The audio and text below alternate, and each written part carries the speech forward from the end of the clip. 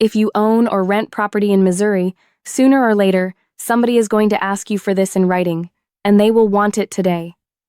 A month-to-month rental agreement is the one people most often end up in by accident, when a fixed term simply runs out and everybody carries on. Writing it down is your chance to decide the rent, the deposit, the utilities, and the notice period on purpose, instead of inheriting whatever the default happens to be.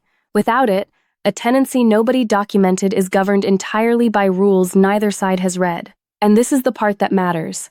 The deadlines, the notice periods, and the wording that actually count are set by Missouri law, not by a generic national template. The version on our site is built for Missouri, and the page walks you through the Missouri rules that apply to it. Complete the fields on the page and download the PDF the moment you are done.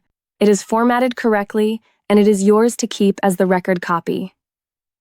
If you want the rest of these as they go up, subscribe and give this one a like. The form is at tenantscreeningbackgroundcheck.com whenever you need it.